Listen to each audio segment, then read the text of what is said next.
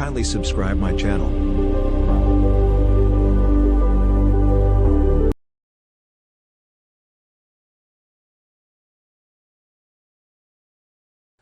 اور ظاہر ہے کہ آپ نبوت کے بعد ہجرت کر رہے ہیں، ہجرت، اور ہجرت میں عجیب و غریب کمالات ظاہر ہو رہے ہیں۔ آپ نے جب ہجرت فرمائی ہے اور آپ جانتے ہیں کہ مکہ کے اندر آپ پر کیا ظلم و ستم توڑے جاتے تھے، کیا آپ پر مصائب کے پہاڑ توڑے جاتے تھے،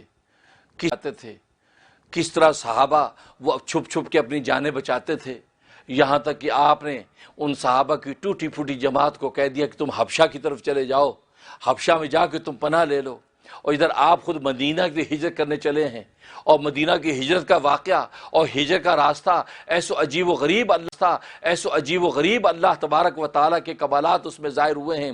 آپ ہجرت کے جب تشریف لے جا رہے ہیں، ابو بکر صدیق ساتھ ہیں، ہجرت کا سفر جاری ہے، تو سور کا پہاڑ، غار سور کا پہاڑ خود بول رہا ہے کہ میری غار کے اندر پناہ لے لو، لہذا غار سور کے اندر آپ پہنچ جا رہے ہیں۔ ادھر کفار نے اعلان کر دیا، ابو جہل نے اعلان کر دیا کہ اگر کوئی بھی ان دونوں کو یا کسی ایک کو زندہ گرفتار کرے گا یا خدا نخواستہ جو اس کو جو ہلاک کر کے پیش کر دے گا، تو کہا کہ 100 اونٹنیاں اس کو انعام دوں گا، 100 اونٹنیاں، اور اگر دونوں کو گرفتار کر لیا یا خدا نخواستہ دونوں کو ہلاک کر دیا تو فرمایا کہ 200 اونٹیاں انعام دوں گا۔ اور ظاہر ہے کہ اس وقت ایک اونٹنی یوں سمجھے کہ لاکھوں کی ہے، $1 ملین کا گویا کہ ایک اونٹنی کے مقابلے میں۔ اتنا بڑا اعلان سن کے تو پورے عرب کے نوجوان ہل گئے، ہر ایک گھوڑے لے کے دوڑ رہے ہیں، ہر ایک اونٹیاں لے کے دوڑ رہے ہیں، سرکار دو عالم صلی اللہ علیہ وسلم اور ابو بکر کی تلاش میں جا رہے ہیں۔ ادھر آپ غار سور کے پاس جب پہنچے ہیں، ابو بکر صدیق رضی اللہ تعالیٰ نے کہا کہ یا رسول اللہ آپ باہر رہیے، میں پہلے کر صفائی کر لوں، یہ نہ ہو کہ کوئی کیڑا مکوڑا کوئی ایسا موذی جانور کاٹ لے۔ اندر چلے گئے، اندر جا کے صفائی کی۔ اب سوراخ تھے غار کے اندر، ایک ایک ٹکڑا پھاڑ کے اپنی چادر کا وہ سوراخوں کے اندر گھساتے تھے، یہاں تک کہ سارے سوراخ بند کر لیے، لیکن ایک سوراخ کھلا رہ گیا اور چادر ختم ہو گئی۔ آواز لگا یا رسول اللہ تشریف لے آئیے۔ رسول اللہ صلی اللہ علیہ وسلم اندر تشریف لے آئے کہ لیٹ جائیے، تھکے ہوئے ہیں، لٹا دیا، اپنی گود میں سر رکھ لیا، اور وہ جو سوراخ کھلا ہوا تھا وہاں ایڈی رکھ دی، اپنی ایڈی رکھ دی، تاکہ کوئی موذی جانور اگر اندر ہے تو وہ کوئی کاٹ نہ لے۔ اس بات کو سمجھنے سے پہلے ایک اور بات سنیے۔ حضرت عیسیٰ علیہ الصلوۃ والسلام ایک مرتبہ اپنے حواریوں میں تقریر کر رہے تھے، اور انہوں نے یہ پیغام دیا کہ میرے بعد ایک نبی آخر الزمان آئے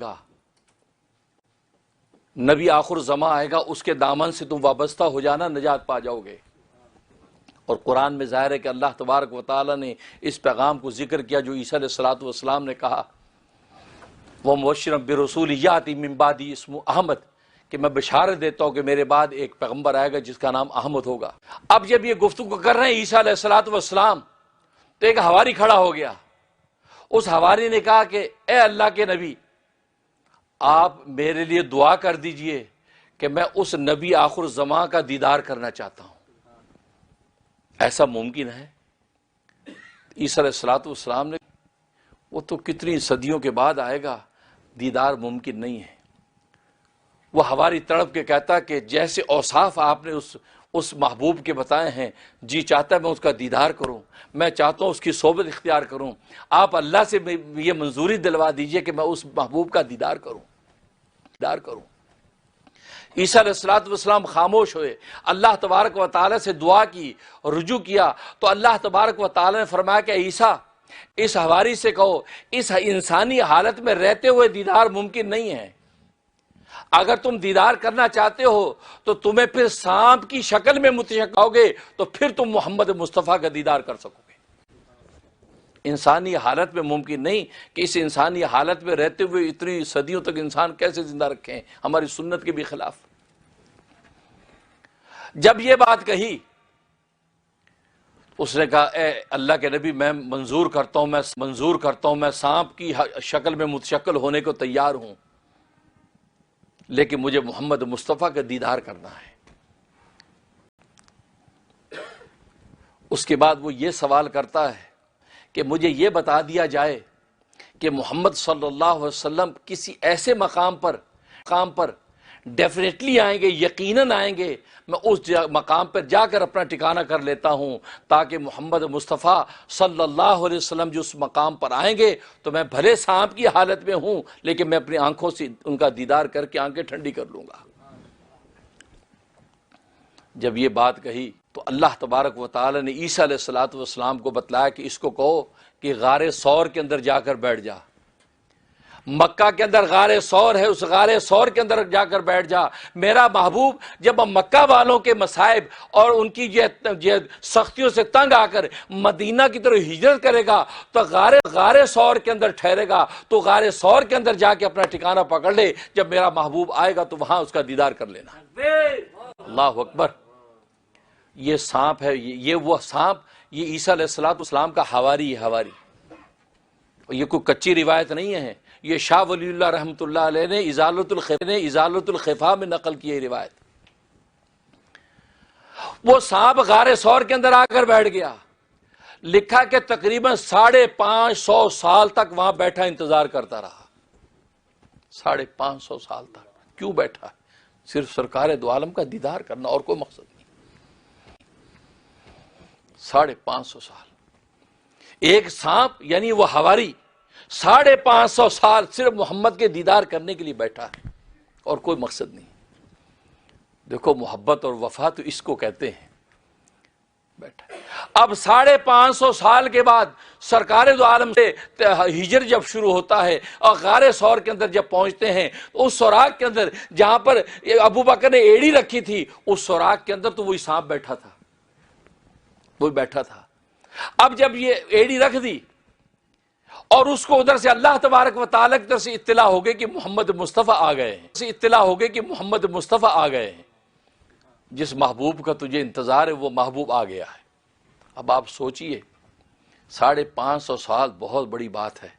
آج 5 گھنٹے ہم کسی کا انتظار کریں اور ہمیں کوئی خبر کرے کہ آ گئے وہ آپ کے مطلوب، تو ہماری بے چینی کا کیا عالم ہوگا، ہماری اضطراب کی کیا عالم ہوگا، ٹھوکریں کھاتے بھی اس میں پہنچے گا، کون ہے کہاں ہے۔ 550 سال وہ بےتابی کے ساتھ جب دوڑا ہے، آگے سوراخ بند ہے، بار بار ٹکرے مارتا ہے، وہ چاہ کے وہ چیز ہٹ جائے، وہ چیز ہٹتی نہیں ہے، پریشان ہو کر وہ اپنے زہریلے ڈنگ مارتا ہے۔ اس کو کیا خبر کہ کسی زندہ انسان کی ایڑی ہے، وہ بار بار اپنے ڈنگ کو جب کیا خبر کہ کسی زندہ انسان کی ایڑی ہے، وہ بار بار اپنے ڈنگ کو جب مارتا ہے، اور وہ ایڑی تو ابو بکر کی تھی۔ اب اس پر جب ڈنگ لگتا ہے اور ایک جرناٹ جو ہے ڈنگ کی اور تکلیف کی ان کے اندر پہنچتی ہے، اب آپ آواز سے روتے نہیں ہیں کہ محمد مصطفیٰ میرے محبوب میری گود میں سوئے ہوئے ہیں، میں اگر آواز سے روؤں گا کہیں یہ بیدار نہ ہو جائیں، اور ایڑی اپنی جگہ سے ہٹاتے نہیں ہیں، یہاں تک کہ تکلیف سے آپ کے آنسو ٹپکتے ہیں، آنسو رسول اللہ کے چہرے انور پر گرتے ہیں، آپ آنکھ کھولتے ہیں کہ ابو بکر تم کیوں روتے ہو؟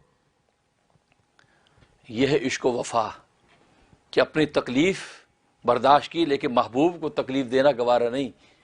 آنکھ کھولی، کیا ہوا ابو بکر؟ کہ یا رسول اللہ صلی اللہ علیہ وسلم مجھے سانپ نے ڈس لیا ہے، اور میں تکلیف سے نہیں روتا، میں اس صدمے اور غم سے روتا ہوں کہ سانپ نے جب مجھے ڈس لیا ہے، اس کا مطلب اب میری زندگی زیادہ نہیں ہے، اب میں مرنے والا ہوں، میں اس خوف سے مر گیا۔ لیکن رسول اللہ میرا محبوب اب غار سے جب باہر نکلے گا، باہر تو کفار و مشرکین ننگی تلواریں لے کے میرے محبوب کو تلاش کرتے پھرتے ہیں، میرے محبوب کو ان کفار کے ہاتھوں سے کیسی تکلیف پہنچے گی، کیسی اذیت پہنچے گی۔ اے اللہ کے حبیب، اس اذیت کو سوچ کر میری آنکھوں سے آنسو نکل رہے ہیں، وہ اس کو سوچ کر میری آنکھوں سے آنسو نکل رہے ہیں، وہ اس پر رو رہے ہیں۔ رسول اٹھ کے بیٹھے، آپ نے کہا ایڈی دکھاؤ۔ ایڈی آپ نے لعاب مبارک ایڈی پر لگایا۔ ابو بکر فرماتے کہ یوں ہو گیا جیسے کبھی کسی نے کاٹا ہی نہیں۔ رسول اللہ جب سوراخ کی طرف جھانکا تو فرمایا کہ ابدی اس سوراخ کے اندر تو میرے بھائی عیسیٰ کا وہ حواری جس نے سانپ کی حالت میں اپنے آپ کو متشکل ہونا گوارا کیا تھا، یہ تو 550 سال تک بیٹھا میرے دیدار کے انتظار میں بیٹھا ہے۔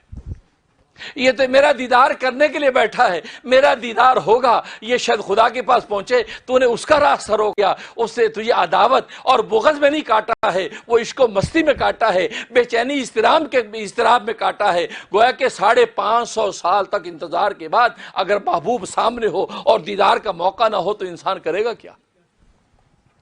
تو فرمایا کہ یہ تو وہ حواری ہے جو میرے انتظار میں بیٹھا ہے۔ خیر لعاب دہن لگا دیا، آپ کو شفا ہو گئی۔ اس کے بعد ادھر کفار تلاش میں ہیں، جیسے حدیث میں آتا ہے جیسے آپ غیر ثور کے اندر داخل ہوئے تھے، اللہ تبارک و تعالی ایک درخت کو حکم دیا کہ جاؤ اس غار ثور کے بالکل دھانے پہ آ جاؤ۔ وہ دھانے پہ کھڑا ہو گیا اور ایک روایت میں آتا ہے خود رسول اللہ صلی اللہ علیہ وسلم جب اندر داخل ہوئے، آپ نے اس درخت کو اشارہ کیا، حکم دیا تم یہاں کھڑے ہو جاؤ، وہ درخت وہاں سے آیا اور اس سے پورا دھانے کو ڈھانپ لیا۔ اور ادھر اللہ تبارک و تعالیٰ کی شان کہ مکڑی کو حکم دیا، مکڑی نے آ کر منہ پر جالا بنا اور اتنا گہرا جالا بنا کہ ایسے لگتا ہے جیسے 40 سال پرانا جالا، مکڑی جالا بن دیا۔ اس کے بعد ایک کبوتری کو حکم دیا اور کبوتری آئی، اسے وہاں پر انڈے دے دیے، یہاں تک کہ روایت میں آتا ہے ایک انڈے میں سے بچہ بھی نکلا ہوا ہے اور ایک انڈا بغیر بچے کے پڑا ہے۔ یہ نظارہ، اور یہ کبوتری کون سی ہے؟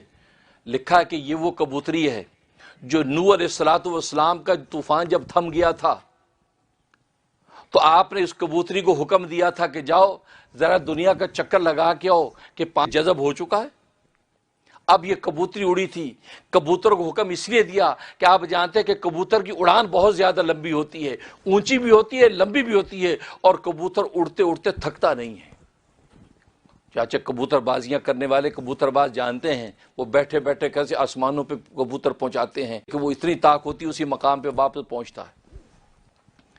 اب یہ کبوتری اڑی اور یہ جس جگہ پر اس وقت بیت اللہ ہے، یہ اس مقام پر جب حرم کے مقام پہ پہنچی ہے وہاں پر یہ نیچے بیٹھی اور اس کے بعد اڑی اور اس جگہ پر سرخ مٹی اس کے پاؤں پہ لگ گئی۔ وہ اسلام کے پاس پہنچی اور جب انہوں نے اس کی حالت کو دیکھا، اس کے پاؤں میں سرخ مٹی جب دیکھی تو سمجھ گیا کہ زمین کے اندر پانی دفن ہو چکا ہے، بس گارا رہ گیا جو گارا اس کے پاؤں پہ لگ گیا ہے، لہٰذا سرخ مٹی اس کے پاؤں پہ لگی۔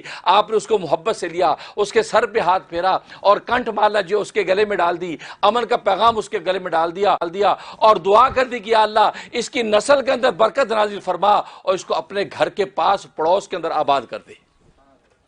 لکھا ہے کہ جو اس وقت کبوتر حرم پاک کے دائیں بائیں جو رہتے ہیں کبوتر، یہ اسی کبوتری کی نسل ہے جو اللہ تبارک و تعالی نے اس کی خدمت کو قبول کر کے وہاں آباد کر دیا۔ تو یہ اسی نسل میں سے کبوتری تھی کہ جس کو اللہ تبارک و تعالی نے یہ سعادت دی کہ جاؤ میرے محبوب پر اس وقت سختی ہے، میرے محبوب پر آزمائش ہے، دشمن اس کی طرف دوڑ رہے ہیں، جاؤ یہ سعادت بھی آج میں تجھے دیتا ہوں۔ تیرے نوح علیہ الصلوۃ والسلام کی بھی تو نے خدمت کی تھی، آج تجھے یہ سعادت دیتا ہوں، جا تو اس غار انڈے میں سے بچہ بھی اس وقت نکل آئے گا، جا کے انڈے دے دے تاکہ کفار و مشرکین آئے اس نظارے کو دیکھ کے یہ سمجھیں۔ تو یہ سالہ سال پرانی یہ جگہ، یہاں پر اگر کوئی انسان غار میں جاتا تو یہ جالا بھی ٹوٹ جاتا، انڈے بھی ٹوٹ جاتے، کبوتر بھی اڑ جاتی، یہ درخت بھی ہٹ جاتا۔ اس کا مطلب ہے کہ یہاں کوئی نہیں ہے، جاؤ آج میں تجھے اپنے لشکر کے طور پہ استعمال کرتا ہوں۔ تو یہ وہ کبوتری تھی جس کو اللہ نے سعادت دی اور اس نے جا کر وہاں پر انڈے دیے۔ اب وہاں غار تک ابو جہل پہنچ گیا، امیہ بن خلف پہنچ گیا اور نوجوان پہنچ گئے اور سب محسوس کر رہے ہیں۔ ابو جہل کہتا ہے مجھے لگتا کہ ہیں کہ یہاں کہیں قریب ہی، مجھے آثار ایسے لگتے ہیں، لیکن اس کے محمد کے جادو نے ہمارے دل و دماغ کو ایسا پھیر رکھا کہ ہمیں پتہ نہیں چل رہا یہ بات کر۔ اور نیچے ابو بکر اور رسول اللہ صلی اللہ علیہ وسلم ان کی باتیں بھی سن رہے ہیں، خوفزدہ ہیں کہ اے اللہ کے نبی اگر انہوں نے اپنے پاؤں کی طرف دیکھ لیا تو ہمیں دیکھ لیں گے، کیونکہ بالکل دھانے پہ کھڑے ہو کے بات کر رہے ہیں۔ یہاں تک کہ امیہ بن خلف اس کو پیشاب ہے، اس نے پیشاب کیا، دھانے کے منہ پہ بیٹھا پیشاب کر رہا ہے، تو ابو بکر صدیق رضی اللہ تعالیٰ نے کہا کہ اے اللہ کے رسول پکڑے گئے، لگتا ہے اس نے ہمیں دیکھ لیا ہے۔ आप फरमाया कि नहीं अबू बकर, इसने हमें देखा नहीं है, अगर देखा होता तो ये धाने की तरफ मुंह करके पेशाब ना करता, ये अपनी शर्मगाह हमारी तरफ ना खोलता, इसका मतलब इसको हम नजर नहीं आए हैं, इसलिए हमारी तरफ मुंह करके शर्मगाह खोल के पेशाब कर रहा है, इसको खबर नहीं है। नौजवानों ने कहा कि ये पेशाब कर रहा है, इसको खबर नहीं है। नौजवानों ने कहा कि यहां इस गार के अंदर देखना चाहिए, तो उमय्या इब्न खलफ ने कहा कि यार क्या बात करते हो, इसके ऊपर जो जाले लगे हुए हैं, ये जाले तो मुझे मोहम्मद की भी पैदाइश से पहले के नजर आ रहे हैं, इतने पुराने जाले। भले इसका मतलब है कि अगर इसके अंदर कोई आदमी है तो जाले टूटेंगे, ये अंडे फना होंगे, इसका मतलब भी यहां नहीं है। अब इधर उधर तलाश करते हुए यहां से रुखसत हो गए। इधर अबू बकर सिद्दीक रज़ी अल्लाह तआला अन्हु पर एक खौफ तारी है कि कहीं पकड़े ना जाएं, तो रसूलुल्लाह सल्लल्लाहु अलैहि वसल्लम से कहते, ए अल्लाह के हबीब, अगर इन्होंने हमें देख लिया तो क्या होगा? तो रसूलुल्लाह सल्लल्लाहु अलैहि वसल्लम फरमाया कि हम गार के दूसरे धाने से निकल जाएंगे। तो अबू बकर बड़े हैरान हुए कि दूसरा धाना, इसको तो एक ही मुंह है, दूसरा धाना कौन सा है? और रसूलुल्लाह जब ये बात कह रहे हैं कि दूसरा धाना, तो ये कोई बात है? तो कहते हैं कि हदीस में आता है कि गार में इधर उधर देखने लगे अबू बकर। जैसे अबू बकर ने इधर देखा तो गार के दूसरे धाने की तरफ वो एक धाना है, उधर समंदर का किनारा है और समंदर के किनारे में कश्ती भी खड़ी है। गोया कि इशारा नबी ने कहा अगर इन्होंने हमें देख लिया, हम इधर से निकल के उस धाने में कश्ती पे बैठ कर रवाना हो जाएंगे। ये अल्लाह तबारक व तआला की कुदरत के अजायबात हैं कि उधर धाने पर समंदर के साथ जोड़ दिया उस धाने को, और वहां कश्ती मौजूद है और उसके साथ जो कश्ती मौजूद, ताकि इधर से निकले और कश्ती पे सवार हो जाएंगे। इधर अबू बकर को प्यास लगी कि मुझे प्यास लगी है, और मैं कि जाओ उधर जाकर पानी पी लो। तो बड़े हैरान हुए कि उधर पानी कहाँ? तो जब उधर आगे बढ़े हैं तो वहाँ जन्नत के कटोरों में पानी मौजूद है। इस सफ़र में बड़े बड़े अजायबात हुए हैं, बड़े अजायबात।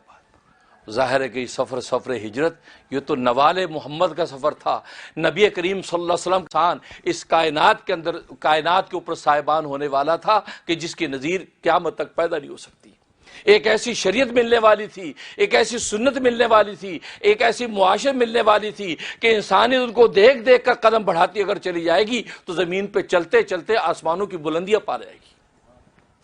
तो ये नवाले मोहम्मद का वक़्त था, तो ये सफर हिजरत इस अंदाज से किया है। अब गार से जब निकले हैं, गार से निकल के जब जाने लगे हैं, इधर चूंकि तलाश जारी थी, तो सुराका इब्न मालिक, ये भी एक नौजवान था मुशरिकीन मक्का में से, उसने देख लिया कि रसूलुल्लाह को जब देखा, अब उसने अपनी घोड़ी दौड़ाई।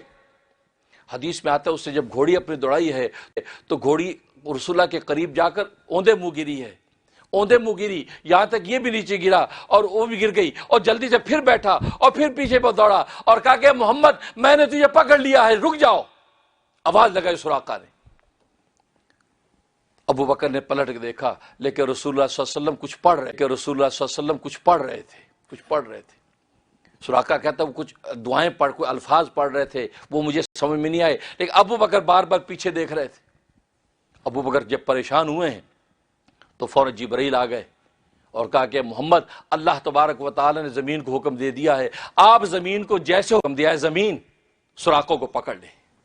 भाई इतना कहना था कि उसकी, वो खुद सुराका तुमने मालिक कहते हैं उस वक्त तक मुसलमान नहीं थे, वो कहते हैं कि पेट तक जो टांगे जो अगली वो उसकी ऊँटनी की और उसकी मेरी घोड़ी की ज़मीन के अंदर धंस गई, यहाँ तक कि वो पलट के गिरा और उस ज़मीन में धंस गई। मैं रोने लगा, मैंने कहा मोहम्मद लात उज़्ज़ा की कसम है, मैं तेरा पीछा नहीं करूँगा, तुझे मुझे माफ़ कर दे। रसूलुल्लाह के ज़मीन इसको छोड़ दे, फिर छोड़ दिया, फिर उसको लालच आया 100 ऊँटनियों का, फिर भागा, यहाँ तक कि हदीस में आता है 7 मरतबा उसने वादा तोड़ा, 7 मरतबा, 7 टाइम, और 7 मरतबा रसूलुल्लाह माफ कर, और 7 मरतबा रसूलुल्लाह माफ करते रहे, 7 मरतबा रसूलुल्लाह माफ करते रहे। यहां तक कि आखिर में रसूलुल्लाह के करीब आया और कहा कि मैं वादा करता हूं, और कुछ पेश किया। आप हमें कोई नजराना नहीं चाहिए, हमें कोई तेरा खाना पीना नहीं चाहिए, बस ये चाहिए कि तू पीछे लौट जा, और जो कुफार मुश्रिकीन हमारा पीछा कर रहे हैं उनको भी तू वरगला के पीछे ले जा, बस ये कर। और जब वो लौटने लगा है तो पीछे से रसूलुल्लाह आवाज़, सुराका इब्न मालिक, उस वक्त क्या होगा कि जब किसरा के कंगन तेरे हाथों में होंगे, किसरा के कंगन। कहा कि अच्छा, کیسر و کسرا کی شان ایسی تھی جیسے آج امریکہ کی ہے، پوری دنیا کو سپر پاور ہے، گویا کہ امریکہ فتح ہو جائے گا، یہ یوں سمجھیں آپ اس زمانے کے اعتبار سے۔ کہا کہ کسرا کے کنگن تیرے ہاتھ میں ہوں گے، مطلب کسرا اسلام میں داخل ہو جائے گا، اسلام فتح کر لے گا کسرا کو، قیصر کو، تو اس وقت کیا حال ہوگا جب کسرا کے کنگن تیرے ہاتھ میں ہوں گے؟ کہتا اچھا کسرا فتح ہو جائے گا؟ کہا کہ ہاں وہ وقت بھی آئے گا۔ تو جلدی سے آگے بڑھ کے کہنے لگا کہ آپ مجھے عہد نامہ لکھ دیجیے، امن نامہ لکھ دیجئے، تاکہ جب وہ وقت آئے تو پھر میں وہ امن نامہ پیش کر کے اپنے آپ کو امان دے سکوں۔ رسول اللہ نے امان نامہ لکھا۔ طائف کا جب واقعہ ہوا ہے اس وقت یہ امان نامہ لے کے آیا اور آ کے رسول اللہ کو دکھایا، پھر حلقہ اسلام میں داخل ہو گیا، مسلمان ہو گئے۔ پھر حضرت عمر فاروق رضی اللہ تعالیٰ عنہ کے زمانے میں جب کسرا فتح ہوا ہے، کسرا جب فتح ہوا، اس کا شاہی محل لایا گیا، اس کے ہیرے جواہرات لائے گئے، اس کے شاہی تاج لائے گئے، یہاں تک اس کی 3 شہزادیاں وہ گرفتار ہو کر لائی گئی، دربار کے اندر لائی گئیں، اور سارا سامان جب تقسیم ہوا اور اس کے اندر جو اس کے کسرا کے بادشاہ کے کنگن سونے کے جب دیکھے ہیں تو ابو بکر کو رسول اللہ کی وہ بات یاد آ گئی کہ کسرا کہ سراقہ اس وقت تیرا کیا حال ہو جب تو کسرا کے کنگن دیکھے گا۔ لہذا حضرت عمر نے بلایا، کہا کہ سراقہ تم نے مالک کو بلاؤ، اس لیے کہ میرے محبوب نے یہ بات کہی تھی کہ یہ کنگن جو ہے یہ کسرا کے ہاتھوں کے، یہ سراقہ کے ہاتھوں میں ہوں گے، آج میں اپنے ہاتھوں سے یہ بادشاہ کے کنگن سراقہ کے ہاتھ میں ڈالوں گا۔ چنانچہ کنگن ان کو پہنائے گئے۔ دیکھو رسول اللہ صلی اللہ علیہ وسلم کیا عجائبات بیان کی، اور وہ فتح ہوئی، وہ کسرا فتح ہوا، اور پھر وہ جو 3 شہزادیاں وہ تقسیم ہوئیں۔ ایک شہزادی عبداللہ ابن عمر کو دی گئی جس میں سے سالم بن عبداللہ جیسا محدث پیدا ہوا، اور ایک شہزادی جو ہے وہ محمد بن ابو بکر کے بیٹے کو دی گئی جس میں سے جو حضرت قاسم، جن میں سے زین العابدین پیدا ہوئے، اور یہ نسل اس طرح چلی۔ تبھی تو یہ رشتہ ادھر سے ایران کی طرف سے ہو کے آتا ہے، ظاہر کسرا ایران، یہ ایران کا علاقہ، اس کو کسرا کہتے تھے۔ یہ ساری بادشاہت اس طریقے سے آئی، اور یہ اللہ تبارک و تعالیٰ نے یہ اسلام کی فتوحات دکھائیں۔ تو ہجرت کا جو واقعہ تھا یہ نوال محمد